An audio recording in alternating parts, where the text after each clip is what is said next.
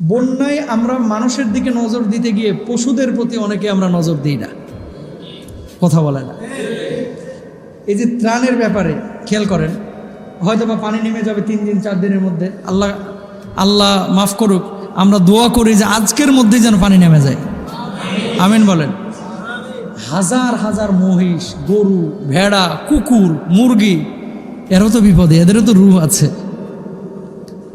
শুকনো খাবার দাবার মানুষের জন্য আমরা ব্যবস্থা করি, সামর্থ্য থাকলে, সুযোগ থাকলে পশু পাখি প্রাণীর জন্য ব্যবস্থা করা দরকার, এটা উচিত।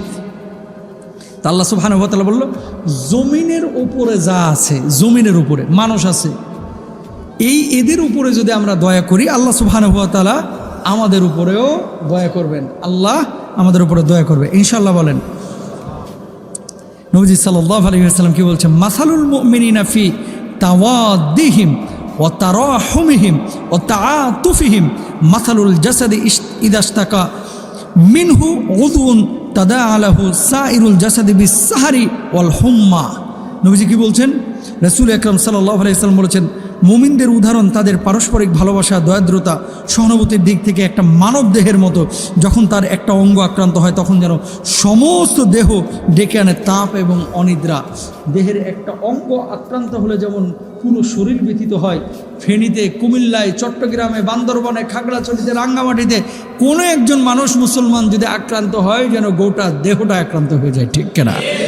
সুতরাং তাদের ব্যথায় আমাদেরকে ব্যথিত হতে হবে, তাদের কান্না আমাদের কানে পৌঁছাইতে হবে, তাদের আকুতিটা আমাদের হৃদয় দিয়ে ফিল করতে হবে।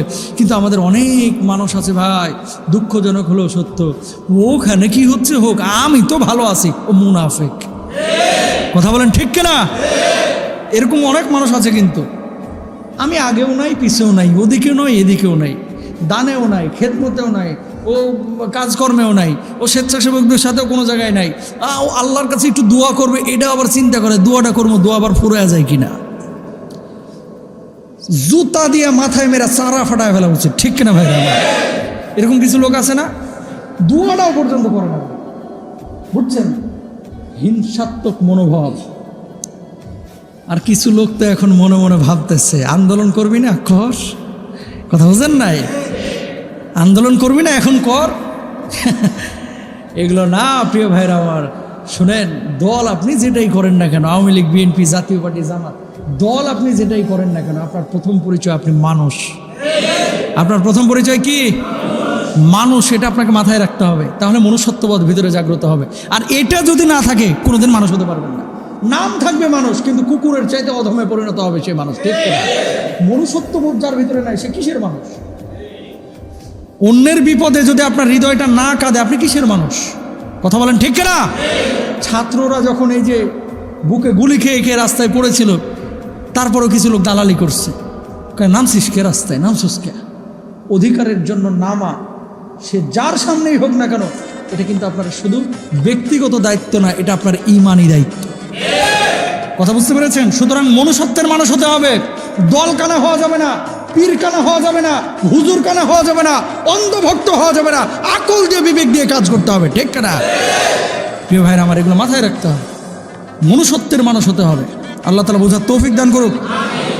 তাহলে আমরা এই যে খাবার দাবার যারা আপনারা ব্যবস্থা করতেছেন, রান্না করা খাবার নিয়ে যাবেন হয়তো অনেকে, বা ওইদিকে যে রান্না বান্না করবেন, কিয়ামতের ময়দানে জাহান্নামীদেরকে যখন জাহান্নামে ঢুকানো হবে, দেখেন সূরা মুদ্দাসসিরের মধ্যে আল্লাহ সুবহানাহু ওয়া তাআলা কি বলছেন? ওদেরকে জিজ্ঞেস করা হবে যে কোন অপরাধে তোমরা আজকে জাহান্নামের মধ্যে এসেছো?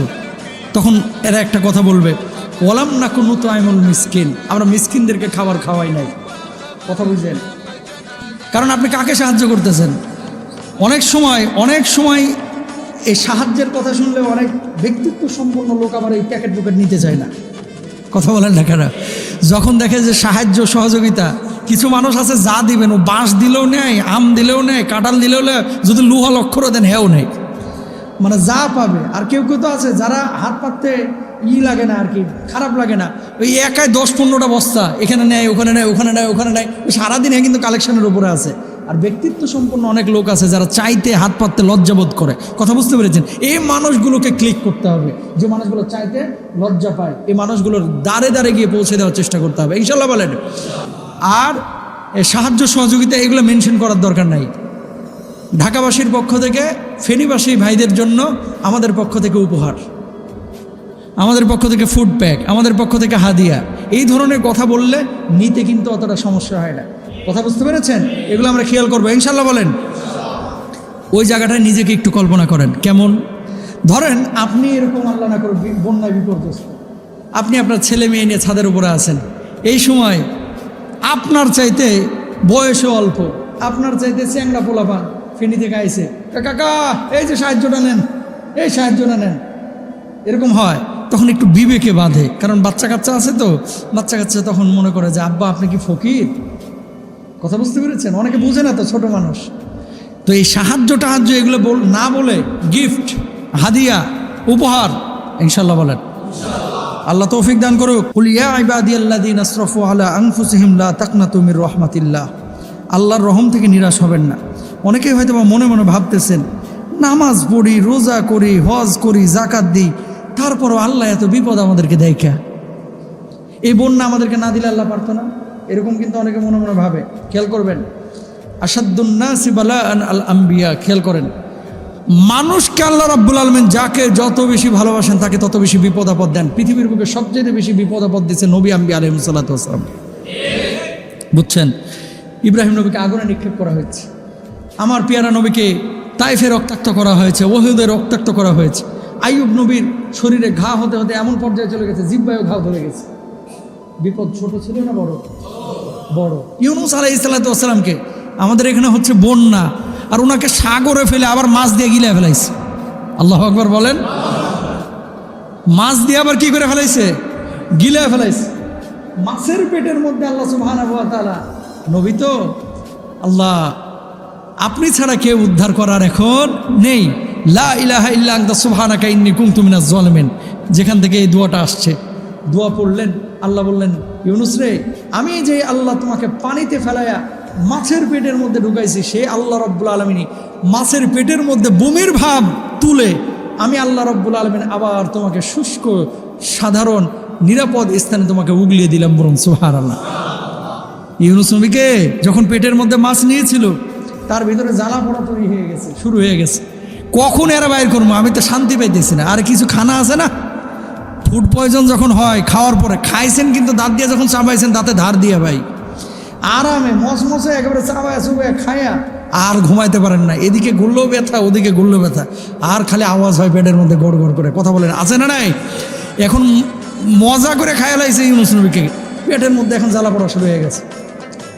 আল্লাহ রাব্বুল আলামিন ওই সাগরের মধ্যে দেখেন ওই মাছটার জ্বালা পোড়া তৈরি করে এবার ও খালি বালু খুঁজতেছে যে কখন আমি সাগরের কিনারায় গিয়ে বালুতে একটু উগলাই দেবো। খেয়াল করেন, বমিটা তো সাগরের মধ্যেও করতে পারতো না? এখন সাগরের মধ্যে যদি বমিটা করে দিত, ইউনূস নবী আবার সাঁতরায় আসবে কিভাবে? এর লেগে আল্লাহ বলছে যে না, এখানে বমিটা করিস না, উগলাস না। আমার ইউনূস কেমনে নবী এই সাঁতরায় যাবে? যা আগে ওই পেটটা ওই ইয়ার ভিতরে লাগা, নরম বালুর উপরে লাগা। বালিশে অনেক সময় পেট চাপ দিলে আরাম আরাম লাগে না? বালুর উপরে পেটটা দিয়া গড়গড়ায় যখন উঠায় দিয়েছে, ইউনূস নবী বাস বাহির হয়ে আমার আল্লাহর কাছে শুকরিয়া আদায় করে আলহামদুলিল্লাহ বলে আল্লাহ সুবহানাহু ওয়া তাআলার কাছে প্রশংসা করতেছেন। বলুন সুবহানাল্লাহ। প্রিয় ভাইরা আমার, সুতরাং এই যে বন্যা দুর্গত এলাকায় এখন যারা বিপদে পড়েছে, এই বিপদ থাকবে না। কিছু মানুষের ক্ষয়ক্ষতি হবে, এই বিপদ এক সময় চলে যাবে। এখান থেকে আমাদের শিক্ষা নিতে হবে, বিপদ যে কোনো সময় যে কোনো মুহূর্তে যে কোনো মানুষেরই হতে পারে, কিন্তু সবাই আমরা এক কাতারে থাকবো, সবাই ভাই ভাইয়ের মতো থাকবো, সবাই সবাইকে সাহায্য করবো ইনশাআল্লাহ। আমরা কখনো হতাশ হব না। আল্লাহ তৌফিক দান করুন। বলুন।